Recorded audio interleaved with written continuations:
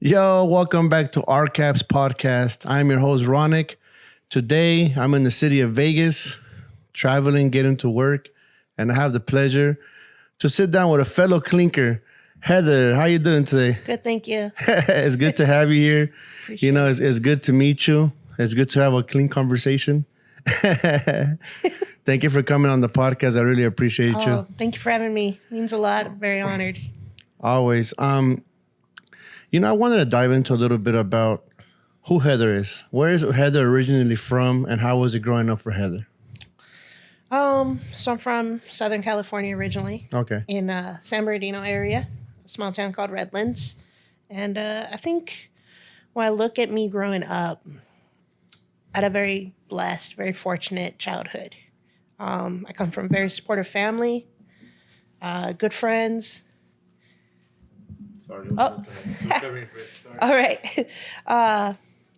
Good family, good friends, good environment. Never had any real setbacks. So, Okay. I talk to other people and I hear about their childhoods and just man, some people had it rough and I was very, very fortunate. It's fortunate to come from a strong, healthy family, right? Right. Because my experience is I come from a broken home. Okay. I don't have a father, so it's kind of a little bit when you're going through it at the moment, you kind of really don't understand what's going on. You're just a child. Yeah. But as you get older, it's kind of like, oh, maybe I could have had that. How would it turned out?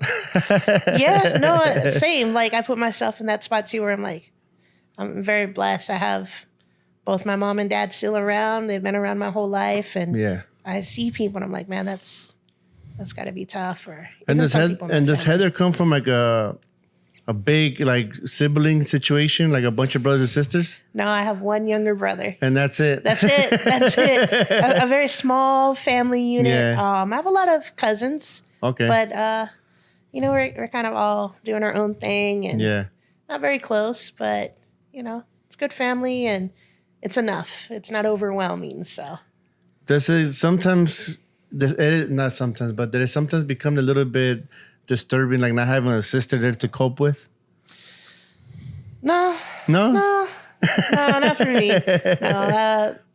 No. I got a little brother, and I think it works out well. And I don't know. We're growing up. We'd fight a lot. Yeah. Like normal siblings. Yeah. He was my pesky little brother. But as you get older, you kind of mature and grow together, and you kind of get a better bond. And we get along so much better now. And I see people again, and I'm just my best friend, she had a sister, and she had 4 brothers, and she tells me stories. I'm just oh no, that's too much, way too much.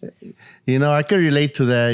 Me and my siblings coming up, we didn't have the best relationship, right? Mm-hmm. But as we got older, we started coping and spending more time with each other and realizing that family is everything. Yes. So now it's my brothers are my best friends. It's just a learning experience, right? As you get older, you start to understand, okay, things are changing, things are shifting now. It makes you think different. You see things different. Yeah. For sure. What's crazy? Out here in Vegas, when I was driving up here, it started feeling like I was in LA with this traffic. It is so bad. And we have construction everywhere. Yeah. You've seen, yeah. right? Orange cones everywhere. And so I've been out here, moved out here in 2003. Okay. And since being out here, the city, the population is just tripled.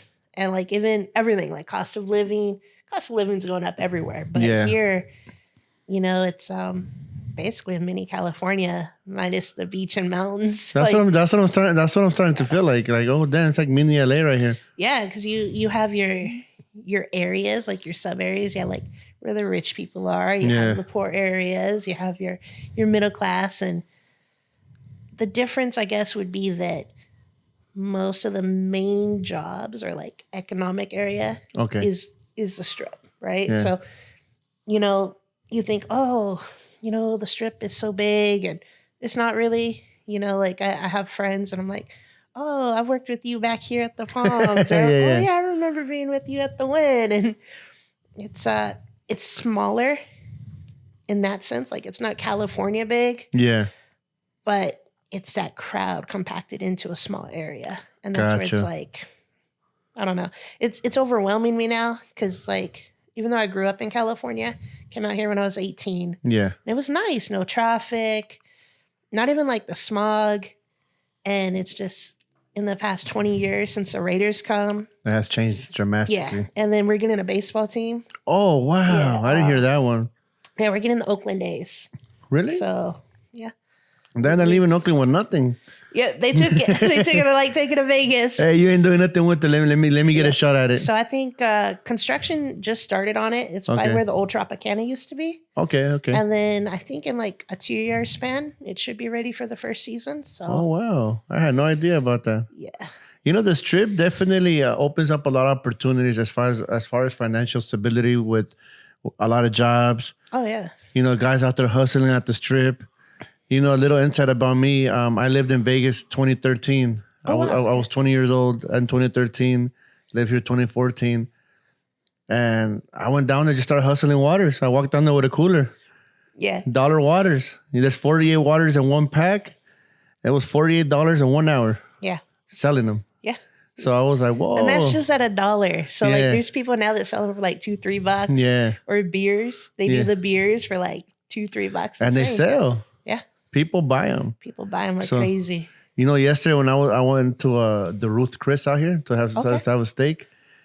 Man, walking through the people, it's like I'm walking through like human traffic. Like, you know what I mean? Like you can barely get by. People are like, get out my way type thing, you know? Yes. I know all too well. I'm just Yeah. like, it's overwhelming, but you know, it's Vegas.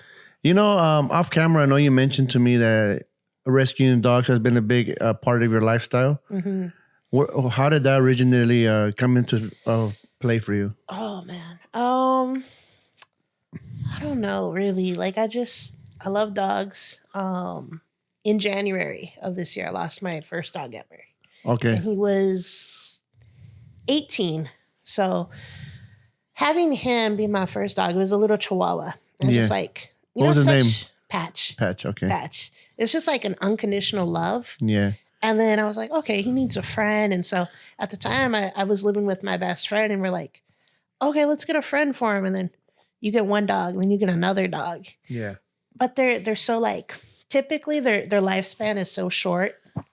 So I got very lucky to have mine for 18 years, but 18 human years? yeah. Oh, 18 wow. human years. He So lived that long. He lived that long and he died in my arms. So I was like, okay. Rest in peace, Patch. We'll Thank miss you. Oh yeah. You know, I didn't believe in that till we got Guerrero, the French bulldog, and look at him traveling with us. He He's goes. so cute. He's snoring right now. You Gotta know. put him on here. Yeah, he's like a big old baby, and like he's like emotional support. You know. It is. It's like it's a family member. Yeah. So that's actually, it's good that you asked me about that because I think of, so I'm pretty new, right? Yeah. I've been doing this for maybe about a year and a half, and I'm still learning. Like I came into it blind, not knowing how to work Illustrator. I could draw, Yeah. and I had experience with Photoshop, Okay. Procreate. But on Illustrator and a computer, in that sense of drawing, it's like a whole new world. It definitely is. And it's a learning curve. And so, you know, I've gotten better. I've watched, self-taught, just study, try again. Yeah. And so I keep at it. But I think of my designs that I've got through, my favorite one is one called Love is Blind. Love is blind. Yeah. And it features my new dog. His name is Murdoch. Murdoch. And the backstory on him. So I got him from the Animal Foundation, which is the rescue out here in Vegas. And he was formerly abused. So like he had a fractured skull, broken jaw, all his ribs were broken, and then one of his legs was broken. Okay. And whoever had him abused him so badly that it caused him to go blind. Oh wow. And so he was only 5 months old when I got him. I got him back in March. And I was like, you know, he's such a sweet dog. You know, despite all he's been through, he doesn't have any like disdain for humans at all. I'm like, that's pretty powerful. So I was talking to one of my buddies named Adam, and he's like, you know, we should do a design. And it was funny because he loves dogs, but he actually works in a visually impaired facility. So Okay. he helps the blind people a lot. And we're like, wow, we could be onto something. So we played around with the idea. And so we took my dog and then we gave him like sunglasses because blind people wear sunglasses. Yeah, yeah. And I was like, okay, we got to do something more. And so like for me, I think part of Clink Room is being innovative, right? Yeah. And so what we did, and I didn't know if it would be possible or even if Casey or the Clink Room would allow it, but we put "Love is Blind" in Braille. So Okay. the hat hasn't come in hand yet. Otherwise, I'd be wearing it and showing you. But I think that's my favorite one because it's got a backstory. Yeah. It's my dog, so it's personal to me. And then I think it shows that art, even in hats, you can break boundaries, right? You can be innovative. And so to have a hat, like how many people out there or even companies out there have a hat with Braille? So I don't know. Any company in general allowing any artistic individual exactly to be artistic through a cap. You know, for some guys, it's very debatable whether if having a design on a cap is art or not. But art is really how you see it, right? Art is subjective. Absolutely. You know, going into these massive art galleries that I've had the opportunity to go to, you know, you might see a canvas with one line, you know? To me... The banana taped on. Yeah. To me, it's like I understand the emotion that's being transmitted through that particular, you know, stroke of a paintbrush, right? Right. To the naked eye general population, it's like, get out of here, that's trash. Yeah. Right? Right. So it's like, it all depends on how you see it, right? Mm-hmm. Everybody has their own different perspective.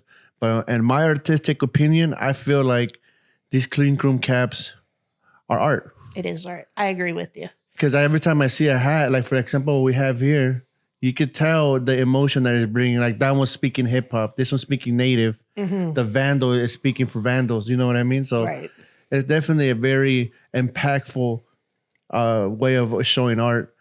I wanted to take a quick step back before we move forward. Mm-hmm. How did the artistic venture open up for you in your life? Is it something early on as a child? Yeah. Oh, yeah. Very early on.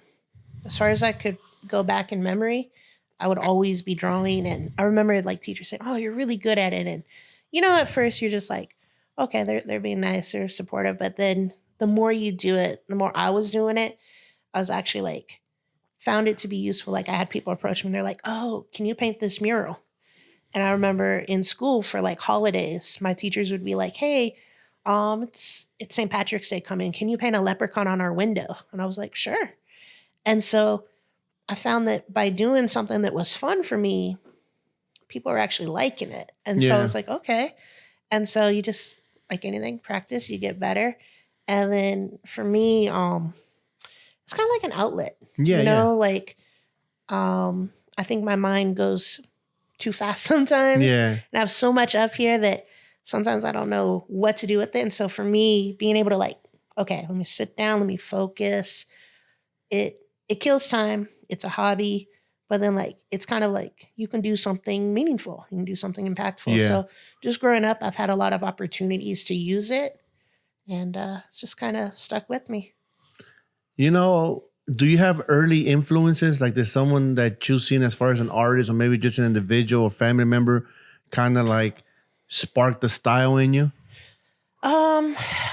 Not like in the real human to human sense, but like I really love Walt Disney.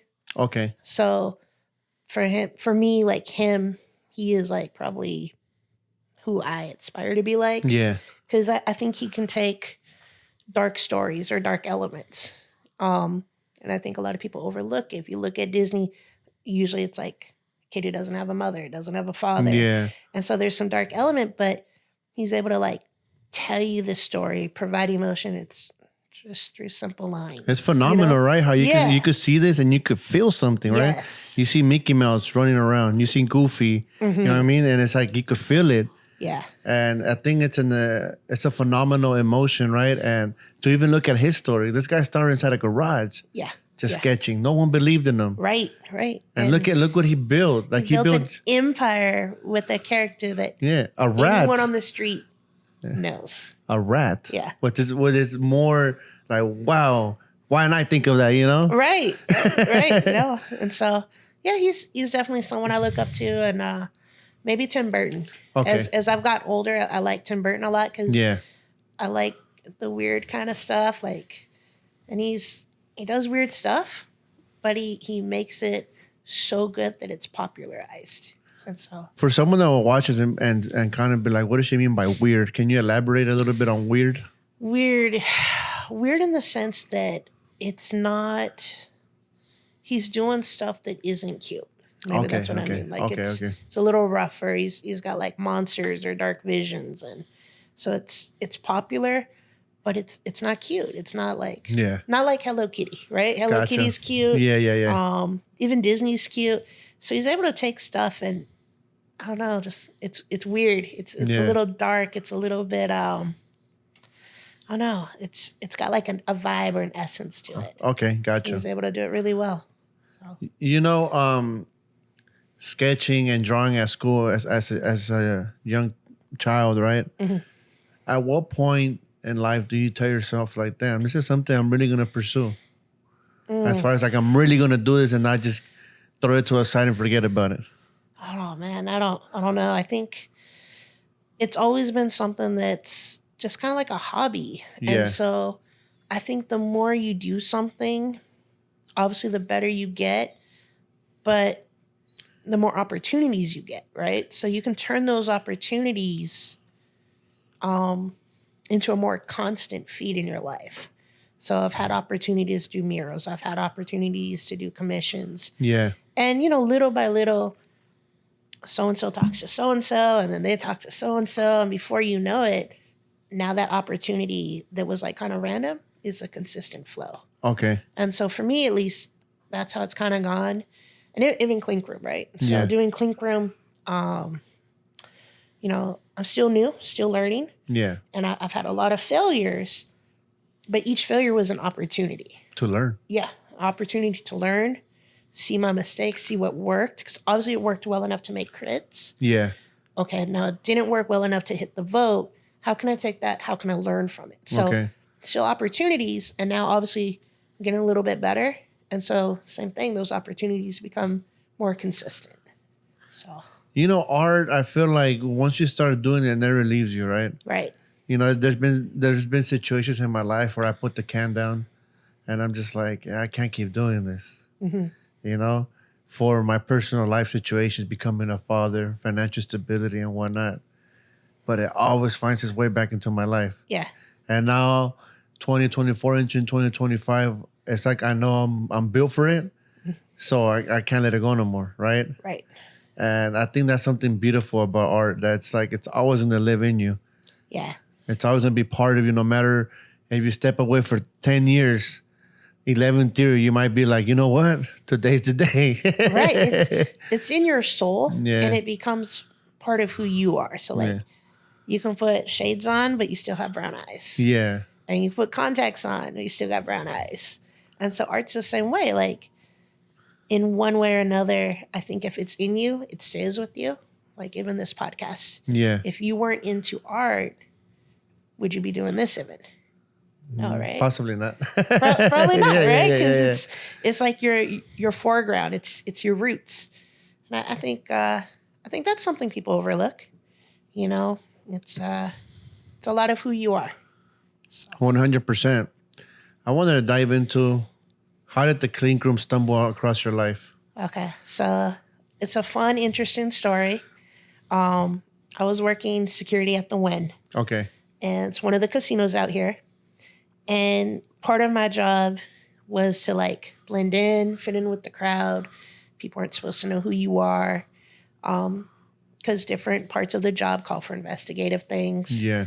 And so we have a thing, obviously wearing a hat, wearing a hoodie, you want to blend in. So, but in casinos, there's a thing called colors.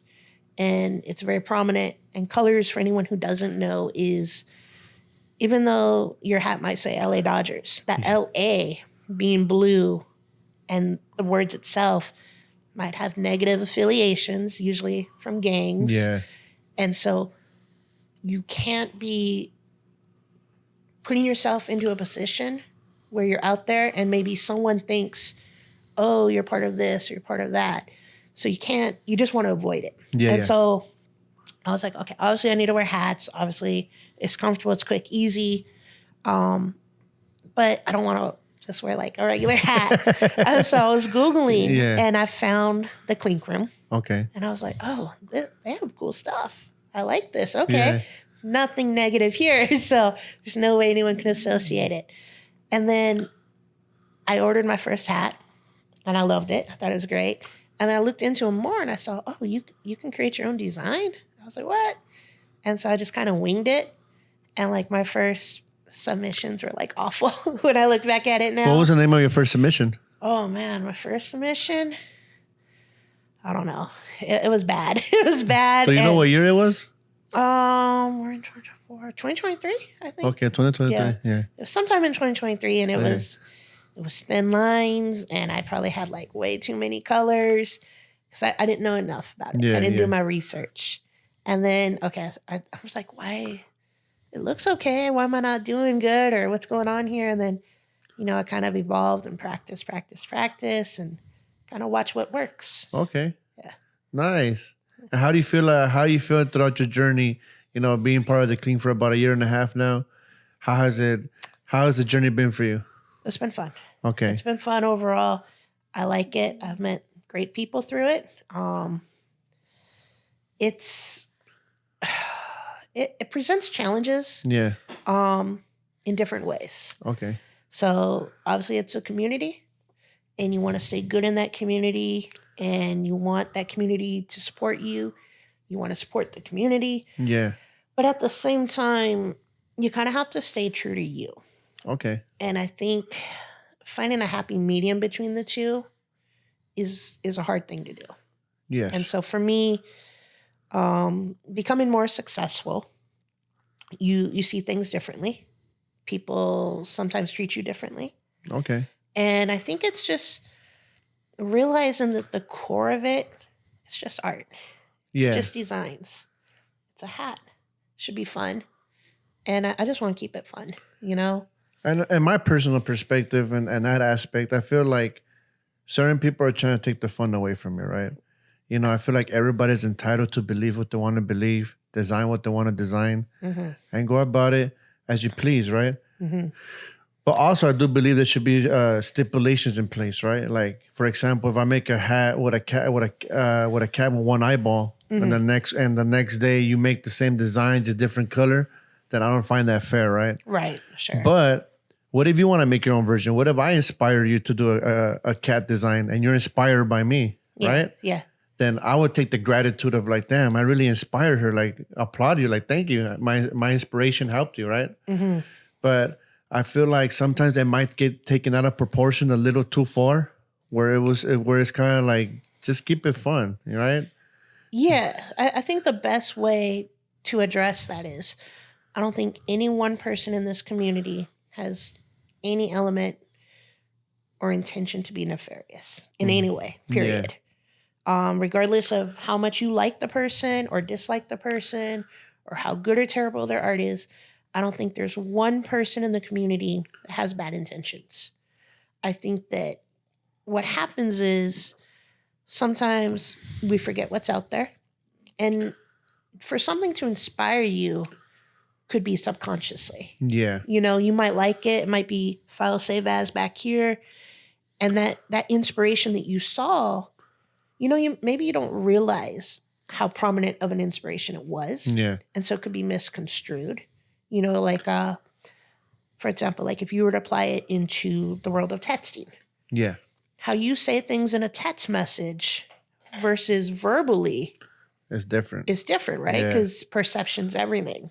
There's no tone. And art's the same way. Yeah. So if you make a design, like let's say the design you said, someone did it, your perception's going to sway how you feel about that. You could be like, oh, this person's copying me. And then you're going to go down a hill of negativity. But if you change your perception to be like gratitude, like, oh, hey, they liked what I did. They were kind of inspired by it. I moved them. Exactly. Then you go uphill, right? You take, for example, somebody like Andy Warhol, right? Mm-hmm. Someone that's down in history for being a phenomenal street artist.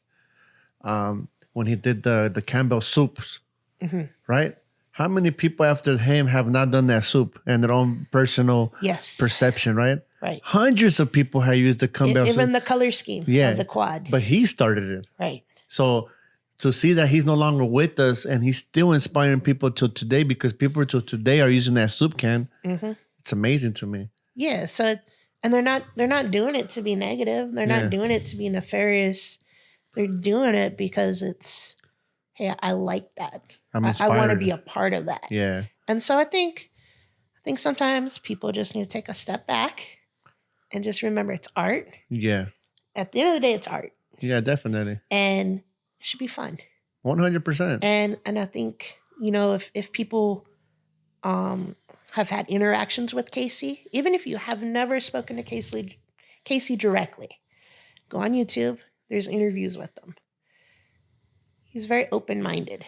From everything that I see, they've done interviews and they've asked, oh, what are your thoughts on this or this? And he's got like a positive outlook in the sense of, well, I always think there's room to grow. I always think there's ways to redo and revamp. And hey, this trend works.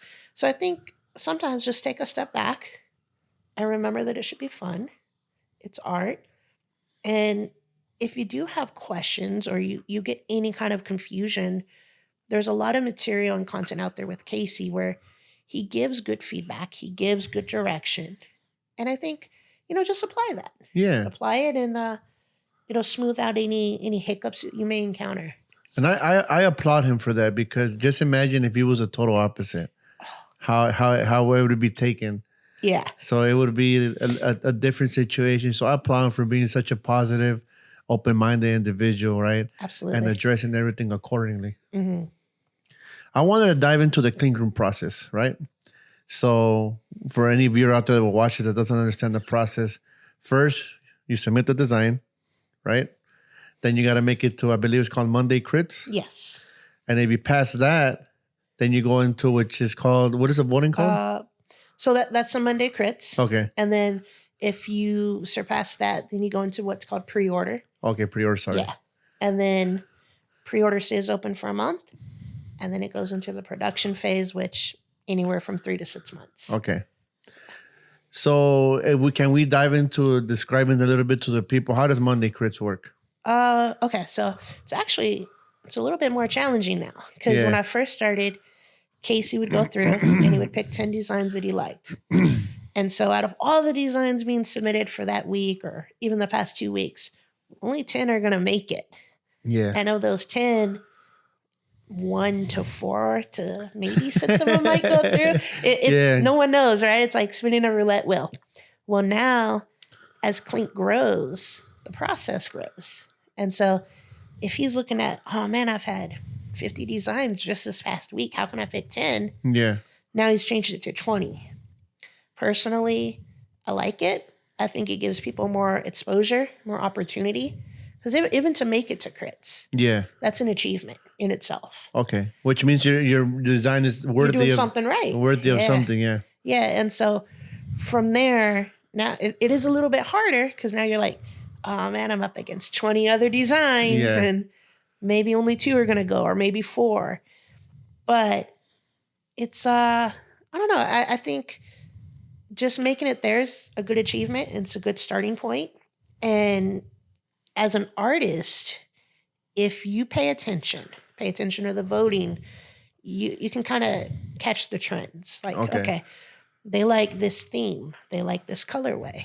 Or, okay, that was a complete flop. Don't touch it again. And so you learn and you grow from it. But it's community based. Okay. So the consumers, the designs go up on the Instagram reel. Yeah. And they're up for a poll. And it's more or less in the hands of the consumers, the fans, the followers of Clink. Like, would you buy this? Yes or no? Okay. And so from there, I don't know.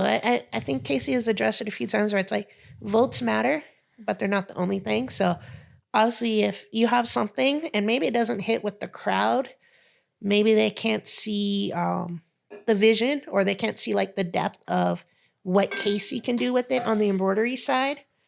You know, he sees stuff, and this is his bread and butter. He knows it forwards and backwards. And so, you know, I think sometimes he sees something, he's like, okay, this didn't vote well, but I still believe in it. And he picks it. And I think it, you know, you get some people and they're like, oh, it shouldn't be that way. No, I think it's fine to be that way. Because one, it's his company. Yeah. And two, none of us know this better than him. Gotcha. You know, so you got to trust the process. 100%. You know, for anybody out there watching, you do get compensated for putting out the design. Don't feel oh, I'm doing everything. No, you do get compensated. Absolutely. There is a process to it, and you do get a percentage, just to put that out there, because I don't want to be, oh, this guy just trying to take my designs. I ain't gonna make nothing. No. No, it's a fair. I think it's fair compensation, and you get something that you put your heart into in your hand, you know, and. I had some things to do, so I didn't wear any of my hats. And being new too, like I think I've got 15 or 16 hats through.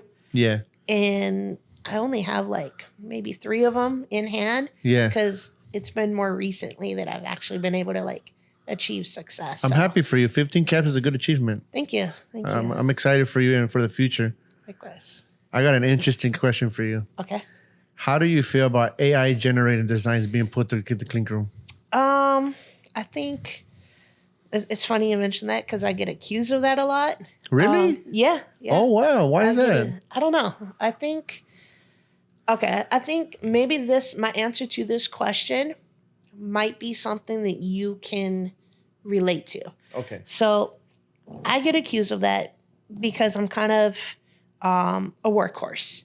Okay. So as I told you off camera, I have ADHD. Yeah. And so like sometimes if I get into something, I get into something, and I'll just like keep at it. Yeah. And so sometimes I have like 6 or 7 designs, and I'm like, some are maybe a quarter way done, some are 90% done. It doesn't mean I made them all today. Oh, okay. You know what I mean? And if I put them out quickly, I think people assume, oh, you're putting them out way too fast. No, I get bored, and I have the opportunity to work from home. Yeah. And so I have a lot more free time. And so it's not AI. But the reason why I get accused of it, when I've asked, they're like, oh, well, you've improved quickly. That's the first reason. And then the second reason is they say, oh, you don't have a style.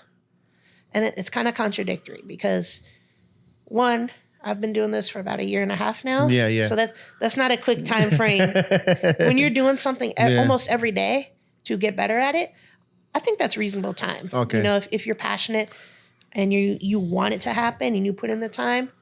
If I wanted to pick up a guitar, I can't play guitar for beans. Yeah. But there's tools and methods out there to learn it, even self-taught, that if I put in the time and energy every day for a few hours, probably within 1.5 years, I could play some decent notes. Yeah, definitely. And so the second thing is style. Like, so this is where I'm getting at with you is you do a lot of the Clink designs. Yeah. Graffiti. Mm-hmm. You're able to emulate and replicate, right? And that's a skill set as an artist itself. That doesn't mean you're having a robot painted. You know what I mean? Like seriously, like being able to adapt, being able to learn and pick up on things doesn't mean you're cheating at it. It just means that you're more adaptive. I'll share something with you. Mm-hmm. You know, when I do these designs, right, I have a method that I like to use, which is a grid, because I want it to be accurate. Doesn't mean I project it and outline it. No, I hand draw it with a grid. Mm-hmm. Some people will discredit me saying that that's not being real, right? Like you're not being real to the root. Right. But it's like, it's not about being real to me.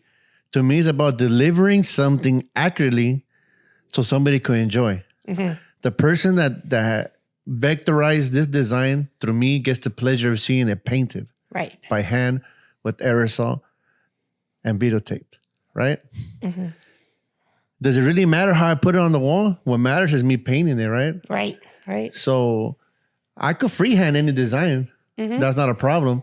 But by freehanding it, I want to throw my little spark on it. Yeah. So if I'm doing this score right here, I might want to do the shades blue and not red. And I might want to do a thunderbolt in the back, and I might want to make a robot coming out grabbing them, because that's just me. That's how my mind works.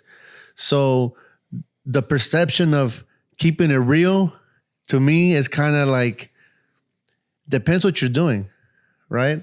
Because when I'm spray painting, I spray paint because I love it. I enjoy it. It makes me happy. It's part of who I am. And this is another outlet where I get to do what I love to do. Right. But for someone to discredit me because I like to use a grid when I'm painting these designs, to me it's unfair, right? I agree. Because at the end of the day, I'm still painting it. Even if I project it on the wall, right? You're still putting in the time and energy. I still got to paint it. I still have the precision and the can control on how to use the can, how to spray, how to maneuver it, so I could get it nice and crispy. So I can kind of relate to the what you're talking about. Yeah. So okay. So to answer your question and to put it out there, no, I don't use AI. I do use reference photos. So like I suck at hands, and I'll look up a cartoon hand and see how it's done. As for how I feel about it being used, I think it's an evolving tool. Yeah. Right. So even going back to where people need to pay attention to Casey, even as Casey said in his own words, should AI be the only thing? No. Can it be used as a tool? Yes. Absolutely. And I think look at AI in the realm of anything today. How many videos do you see that have AI features? How many photographs have AI features? A lot. It's just a matter of time as AI continues to evolve, its prominence in our life, in an array of different realms, it's going to grow, right? Yeah. It's just how you use it. Because even if someone's using it, you still have to take the time to vector it. Definitely. You still got to make decisions for coloring. But me personally, on my personal self, I try to stay in my lane, worry about myself. And then I would say, if someone's able to use it and it helps them, well, you have access to it too. Yeah. So go use it. And then if you don't want to be that way, then don't be that way. I think worry about yourself, stay in your lane, and tools evolve. In my personal opinion, what I could share with that, like me at first, I kind of looked at AI like, nah, right? But then I started noticing this. What about the average guy out there, right? That loves these hats, wants to be part of a hat, but doesn't know how to draw. Reaches out to fellow clinker designers. Some of them won't take the design if they're not feeling it. Right. Some of them just won't do it. Or someone will just be like, when I get some time, I'll get back to you.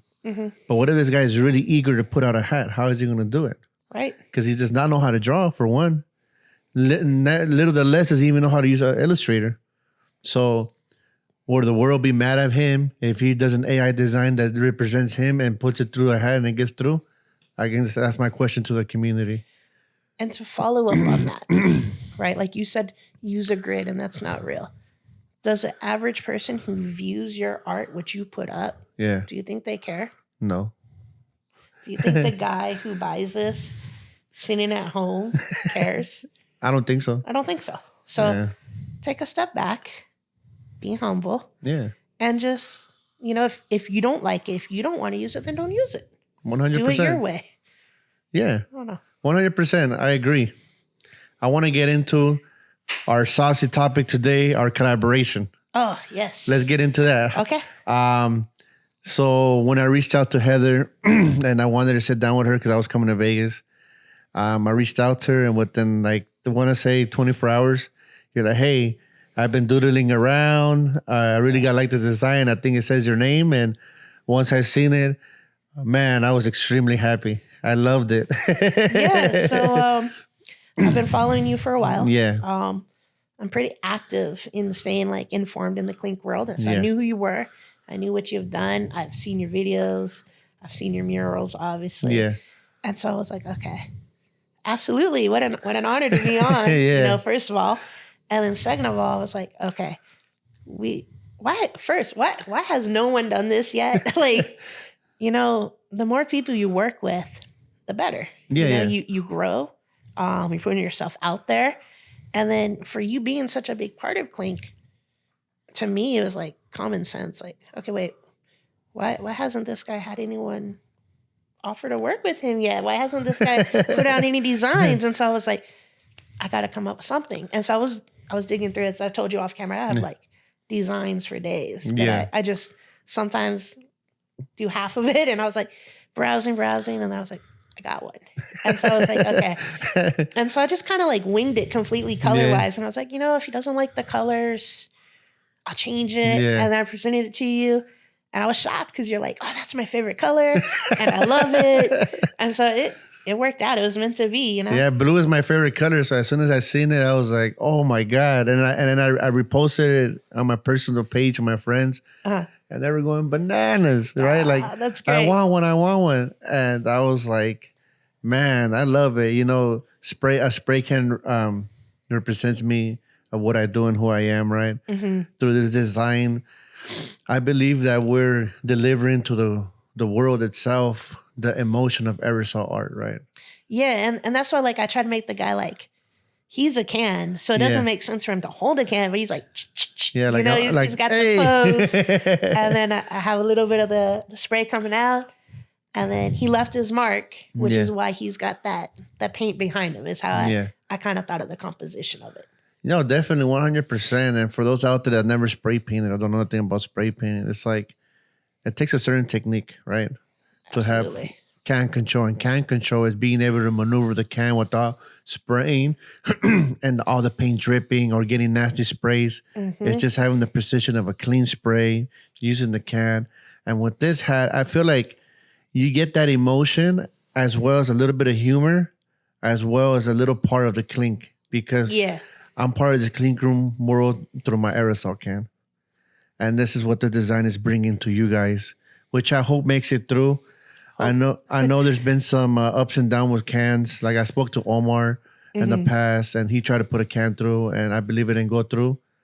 But I seen that a guy just recently did a Kong can, and that went through, I believe. There's hope. Yeah, he did. That was Rob, and I think it was holding like a brush too. Yeah. So we might possibly need to revisit the design if it doesn't go through, or we get any kind of like kickback on it. But because if they come back and they're like, oh, you can't do a can. All right, we'll do like a tip design or something. Then there's so much we could do with it. But hopefully it goes through because I think it's representative of you. Originally, I was going to put out a cap, right? Mm-hmm. I was going to put it out. Shout out Sierra Guns. He helped me out with it. But I'm really big on meeting people. Like today, first, I want to thank you for being so humble, so nice to me. Oh, thank you. I was a little skeptical. I didn't want to get like, oh, she might like be like, hey, who the hell is this guy? No, never. But thank you, man. I really love that about you. And this is the type of stuff that I like. Like we could sit here, talk about it. We could take a picture, shoot some content, give a brief description about it. Mm-hmm. And with other designers that are too far from me, I can't do that, right? Right. So like, I like to be very descriptive of it. I like to show what it is that's being done and why it's being done and who we are. Because I think it's very important, in my opinion. And we're able to do that with me and you with our design. And I think it's going to be great. And I mean, if it doesn't go through, obviously we have other opportunities to do other stuff. Opportunities. Yeah, it'll just be a learning experience for both of us, right? Right. Like, okay, this didn't work, but we're not giving up. Let's go on to the next one. Exactly. Perseverance. The Clink Room has integrated two things since I've been in the world of the Clink. One, the patches. Mm-hmm. How do you feel about the patches? I like them. They don't bother me. I think there's a lot of the designs that they add to it. Like my favorite one is the one with like the skulls. Okay. So I have that on, I think, 2 hats of mine. I don't know. I don't think any of these have it. But it's like a round circle. It says the Clink Room. So that's the one, like the San Diego one. I got this one where it's like 2 cups clinking. Yeah. So for me, I know there's a lot of controversy around it. Like some people hate it. It's like you're not even having to look at it. So I mean, That's why I asked, because I know some people really dislike the patches. yeah, I don't know why. And to me, I'm okay with them. I enjoy it. I think it brings value to the hat. It's a little extra It's branding. gesture. Yeah. It's common sense branding. That's Yeah. what it is. And I think that there's some that it works better for the design than others. But I don't know why people hate it because you can't feel it when you're wearing it. You definitely can. Doesn't change it. And you don't have to look at it. So I don't know. Again, people too passionate, overly Gotcha. invested, but it's 100%. branding Yeah. and it's popular right now. So I'm good with it. I enjoy it too. Another thing, how do you feel about those new pins that came out with that go on the back hung? Like if you put your hat like this and you could put. I don't have any, but I've seen them. Yeah, they have like the sunglasses. Yeah. And I like them. I think thought it's it was innovative. I thought that was a cool idea. Yeah. I think who did it? Chamuco did them. Ooh, him or maybe Jacobo. I don't know. One of those two guys did. I believe Chamuco was the one that put them out. Okay. It was like a little pack, and it's like you get 3, you buy 3, you get one for free, a mystery one. A mystery one, right? Oh, that's sort of dope. It's innovative. Yeah. Again, it's branding, it's innovative, collectability, and it gives something like to that back hit. So I think it's cool. I don't have any personally, but I like it. How do you feel about the conversation of fitted versus snapback? Okay, so being a girl, Yeah. when you have your hair in a ponytail, snapbacks are perfect because you just put your ponytail. Yeah. But if I want to wear my fitted, why I didn't wear one today is because I have my hair up. Yeah. I don't know, it looks weird when you have your hair up wearing a fitted, and it fits different. Yes. But my go-to personally is fitted. I think they're just made better and they're more comfortable. Is New Era always your fitted of choice, or do you do like Mitchell & Ness and other brands? New Era. New Era. So I have a design that I did with someone else, and it's on a Richardson brand hat. Okay. And it's not that it's like poorly made. It's just like that fit. Okay. I don't know how to describe it, but I got you. New Era is I don't know. For me, I think it's top tier. One thing I could share about New Era is my hat size is 7.5, right? Okay. But I feel like sometimes I get one hat that's tighter than the other, Yeah. and I don't know why that happens. So I've had that problem too because I have a couple that are 7.25, Yeah. and they fit me fine. And then typically I'm 7.3/8. Okay. And like again, I researched it because I was like, I want to know why. They say it's based on the factory. So like, if you look inside the tag, Yeah. I think so this one was made in China, Yeah. and that one doesn't fit you good. This one's really comfortable. Yeah. So see where it was made, because I think there's Indonesia, China. Made another one. in it says in China fabric, China. Okay. In China. Okay. There's another factory, and I think they said depending on where it was manufactured, Yeah. it's off a little bit. So Oh I don't wow. know. I mean I've noticed it, so it's got to Yeah. be true, right? Yeah, because I'm like, I thought it was me at first. And then I started asking around, like, hey, do you guys get this problem? And they're like, yeah, bro, you're not the only one. So I was like, all right, cool. Oof. Yeah. I was like, hey, what's going on over here? A question I like to ask on the pod when I get a chance to sit with a clinker like yourself. Do you think these hats would be as effective as they are if Casey would develop his own cap and not use New Era? Yes. You think it will? Yeah, I do. New Era is the brand, and obviously it's a flagship, and there's a lot behind it.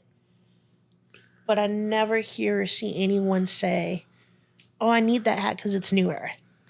No, I hear people say, I need and want that hat because it's got Yeah. Neon Chief or Record Breaker. Yeah. So I think it would have some challenges, but I don't think it would be impossible. Gotcha. I think the core people who want the design and the art of it, the unique ability of like having something so rare or one of a kind, I think would stay there. Kong caps. Yeah. I mean, what do you think? I mean, I'll be honest. I'm that type of guy. I like the hat for the design. I really don't care for the cap. You know what I mean? Like, Same. nothing wrong with New Era, right? Right. But, in my opinion, New Era is so big. They're all over worldwide. Like, when are you really going to sit down and meet the Casey of them? Like, when they're really going to meet the Casey of New Era, right? Right. And that's why the Clink Room is so beautiful, right? Because the guy is there. Yeah. And if you reach out to him, I mean, he might not reach out immediately, but he'll reach back out. Yeah. That's You know true. what I mean? So I think that's one of the cores in the Clink Room, right? Yeah. So I think that's great. Like, and I think that the hat would be effective. You know what I mean? Yeah, because I mean, where are you looking on the hat? As someone who picks it out to wear Yeah. and someone who picks it out to buy, are you looking at the side and like, oh no, I can't get that. It's not New Era. No, if it's a dope hat, it's a dope hat. And just taking it a little bit back to what we talked about earlier, the beautiful thing about these caps is like I don't gotta worry about no gang affiliation with them. Yes. So like if I'm wearing that red cap, it don't have a letter or a symbol to anybody. So Right. people kind of look at it like, what is this guy wearing? Rather than, hey, go look at this guy. You know what I mean? Yeah, because it's so like me being a female. I mean, that was a policy I had to abide by. Yeah. I don't think it's something as concerning because I'm a female. But like if I was a guy, yeah, I would be a little bit more hesitant on wearing like blue and red, and Yeah. more aware of my surroundings or where I'm going because that is a very real thing. And so I don't know. I like you said, there's no negative association. And I have that chat with my buddies because I like to wear color. Like, see, I got a green sweater on. Mhm. Where my buddies will have like a dark all black or gray sweater where it's like, boy, that's boring. Right. Like, I mean, you'll catch me with like a yellow sweater sometimes Mhm. or like a colorful hat because I just like color. Yeah. Right. So I think I could relate to that in a little bit where like I like to wear color. I don't like to be the basic blue, black, and gray. Yeah. I mean, not taking nothing away from nobody that enjoys that, but for me personally, that's where I'm at. If you could change one thing in the Clink Room today, what would it be?